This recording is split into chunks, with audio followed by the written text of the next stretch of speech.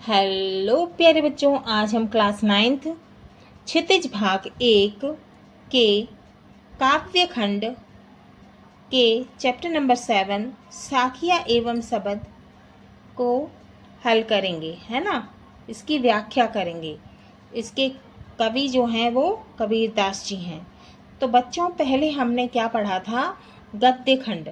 जिस तरह गद्य की अलग अलग विधाएं होती हैं, जैसे जीवनी, कहानी, संस्मरण, है ना, डायरी, उसी तरह काव्य की भी अलग अलग विधाएं होती हैं, जैसे कविता, गीत, गज़ल, दोहा, छंद, चौपाई, शबद, साखिया, कवित्त और वाक, है ना।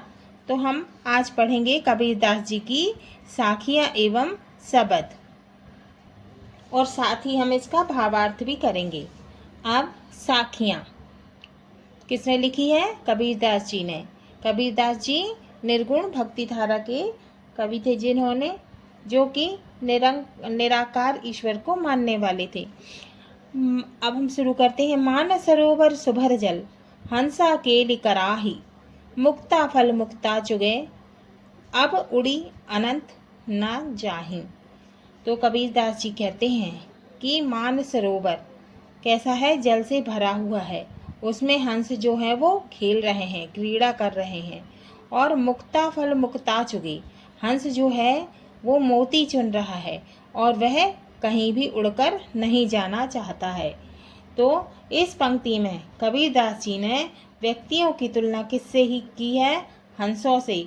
और कहा है जिस तरह हंस जो है मान सरोवर में खेलते हैं और मोती चुगते हैं, वे उसे छोड़कर कहीं जाना नहीं चाहते, उसी तरह मनुष्य भी जीवन के माया जाल में बंध जाता है और इसे ही क्या समझ में बैठता है? वो सच्चाई।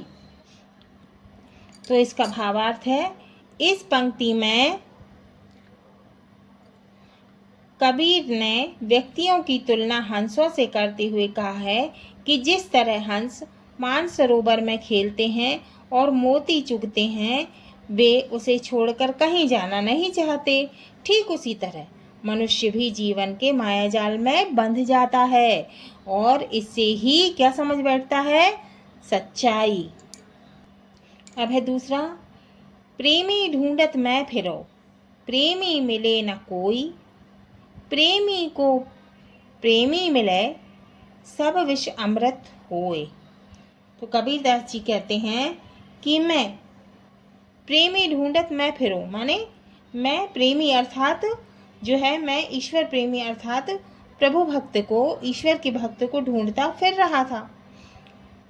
प्रेमी मिले ना कोई, लेकिन मुझे कोई ईश्वर भक्त नहीं मिला, है ना।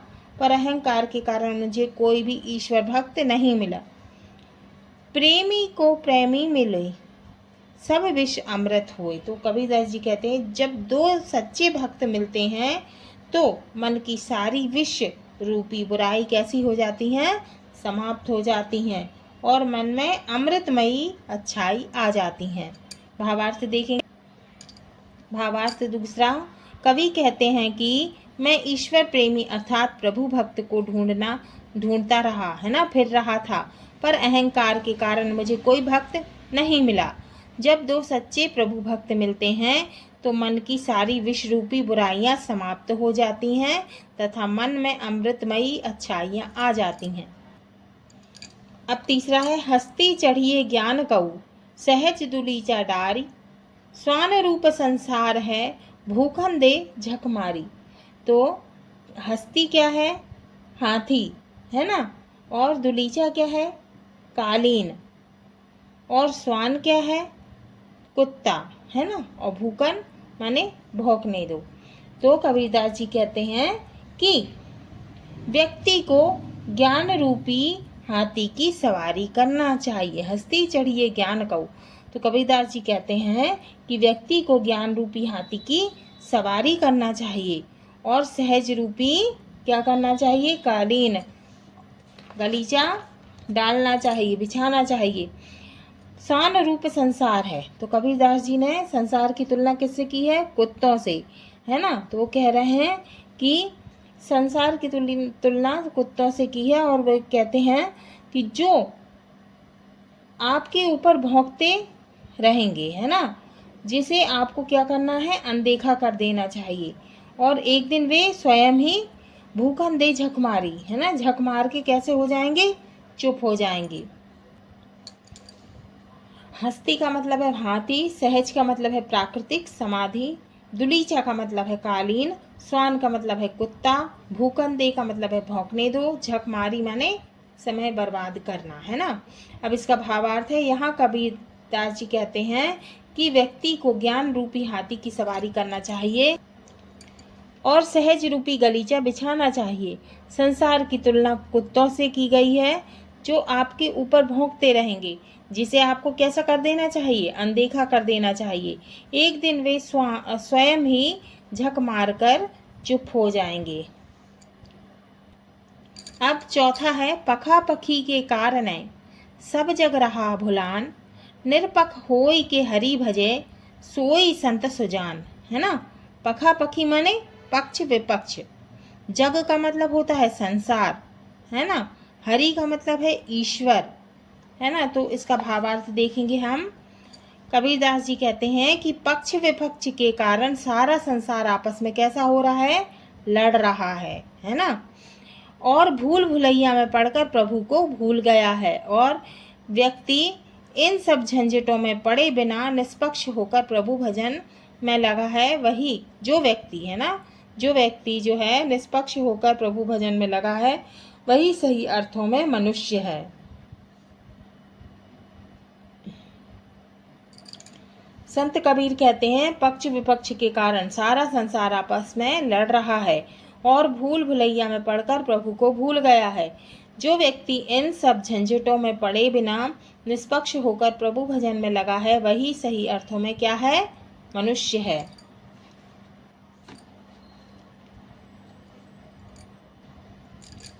पांचवा है, हिंदू मुआ राम कहीं, मुसलमान खुदाई, कहे कबीर सो जीवता, सो दुहू के निकट न जाई।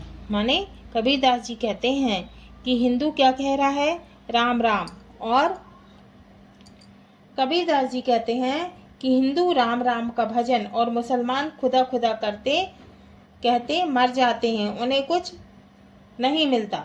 असल में वह व्यक्ति ही जीवित के समान है ना, जो इन दोनों से अपने आप को कैसा रखता है? अलग रखता है। तो इसका भावार्थ है, कबीरदास जी ने कहा है, कबीरदास जी कहते हैं कि हिंदू राम राम का भजन और मुसलमान खुदा खुदा कहते मर जाते हैं, उन्हें कुछ हासिल नहीं हुआ। असल में वह व्यक्ति ही जीवित के समान है जो इन दोनों से अपने आप को अलग रखता है। अब है छठवां, काबा फिर काशी भया, राम ही भया रहीम, मोट चून मैदा भया, बैठी कबीरा जीम।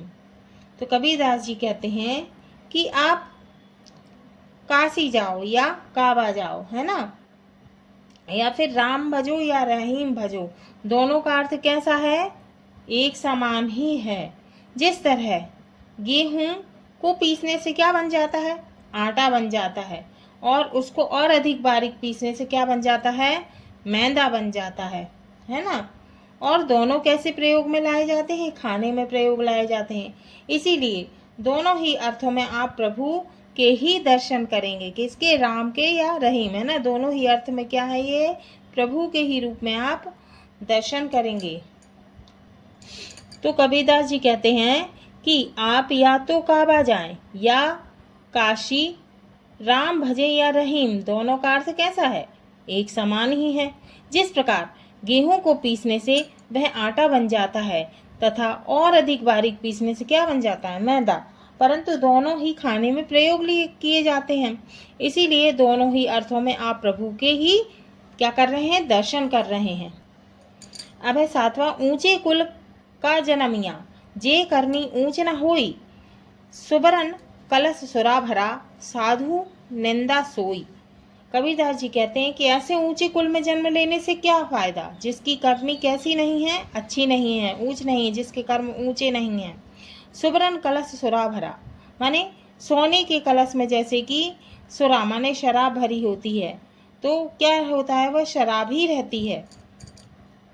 अब इसका भावार्थ है, इन पंक्तियों में कबीर कहते हैं कि केवल ऊंचे कुल में जन्म लेने से कुछ नहीं है हो सकता, इसके कर्म ज़्यादा मायने रखते हैं ना। ऊंचे कुल में जन्म लेने से क्या फायदा है ना, कर्म ही ज़्यादा मायने रखते हैं।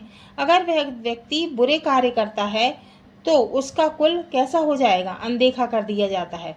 ठीक उसी प्रकार जिस प्रकार सोने के कलश में रखी शराब भी शराब ही कहलाती है।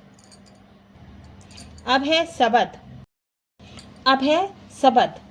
है ना। पहला है, मोको कहाँ ढूंढे बंदे, मैं तो तेरे पास में, ना मैं देवल ना मैं मस्जिद, ना क्या काबे कैलाश में, ना तो कौने क्रिया कर्म में, नहीं योग वैराग में, खोजी होई तो तुरंत मिलूं पल भर की तलाश में, कहे कबीर सुनो भाई साधो सब सांसों की सांस में। तो कबीरदास जी इस पंक्तियों में कहते हैं कि ईश्वर को क्या है कि मनुष्य जो है वो ईश्वर को ढूंढने में चारों तरफ भटकता रहता है ना। तो ना तो वो मंदिर में है, ना वह मस्जिद में है, ना काबा कैलाश में है, और ना ही किसी क्या है तंत्र मंत्र में, है ना, पूजा पाठ में, तंत्र मंत्र में, है ना, और नहीं योग में है, वैराग में है, और खोजोगे तो तुरंत मिल जाएगा। कौन, ईश्वर, है ना। पल भर की तलाश में तुरंत ही मिल जाएगा। फिर कहे कबीर सुनो भाई साधो सब सांसों की श्वास में। तो कबीरदास जी कहते हैं कि ईश्वर तो तुम्हारे मन में है, श्वास में है, हृदय में है, और ईश्वर तो कहाँ है, कण कण में विद्यमान है। अब अर्थ है, इन पंक्तियों में कबीरदास जी ने बताया है कि मनुष्य ईश्वर को ढूंढते हुए चारों ओर भटकता रहता है ना। कभी वह मंदिर जाता है तो कभी मस्जिद, कभी काबा भ्रमण करता है तो कभी कैलाश। वह ईश्वर को पाने के लिए पूजा पाठ तंत्र मंत्र करता है, जिसे कबीर ने महज क्या बताया है, आडंबर। इसी प्रकार का सारा समय गुजार देता है, जबकि मैं सभी के सांसों में हूँ। कौन, ईश्वर, आत्मा में, हृदय में मौजूद हूँ। वह पल भर में ही मिल जा सकता है, क्योंकि वह कण कण में विद्यमान है। अब है दूसरा, संतो भाई आई ज्ञान की आंधी रे, भ्रम की टाटी सबे उड़ानी, माया रहे न बांधी, हित चित्त की द्वय थूनी गिरानी, मोह बलिंडा टूटा, तृष्णा छानी परे घर ऊपरी, कुबद्दी का भांडा फूटा, जोग जुगति करे संतो बांधी, निरचु चुबैना पानी, कूड़ कपट काया का निकस्या, हरि की गति जब जानी, आंधी पीछे जो जल बूठा, प्रेम हरि जन भीनी, कहे कबीर भान के प्रकटे, उदित भया तब खीना। तो इसमें क्या है, टाटी का मतलब है पर्दे के लिए लगाए हुए बांस आदि की पट्टियों का पल्ला, और थूनी का मतलब है स्तंभ या टेक। अब बलिंडा का मतलब है छप्पर की मजबूत मोटी लकड़ी। छानी का मतलब है छप्पर। भांडा फूटा माने भेद खुल गया। निर्चु का मतलब होता है थोड़ा भी। चुबे का मतलब है चूता है या रिश्ता है। बूठा का मतलब बरसा। खीना का मतलब छीण। अब इसका अर्थ है संतों, कबीरदास जी कहते हैं संतों जो ज्ञान की आंधी आ रही है तब भ्रम रूपी कमजोर दीवारें टूटकर गिर जाती हैं। माया रूपी रस्सी बांध नहीं पाती। हित रूपी चाहने वाली मोह रूपी रस्सी टूट जाती है। तृष्णा रूपी छत उड़ जाती है। कुबुद्धि लोगों का सारा भांडा टूट जाता है। संतों के साथ बैठकर हमारी छत रूपी अज्ञान रूपी पानी बंद हो जाता है। अज्ञानी पुरुष छल कपट वाले हरि जो है नष्ट कर देते हैं, ईश्वर नष्ट कर देते हैं। जिस प्रकार से बारिश के बाद में सब धुल जाता है तब हमारे अंदर का कूड़ा बह जाता है और चारों तरफ उजाला हो जाता है। हाँ तो बच्चों, ये हमारा साखियाँ और सबद की भावार्थ जो है हमारा पूरा हुआ। अगली वीडियो में हम इसके प्रश्नों के उत्तर को सॉल्व करेंगे।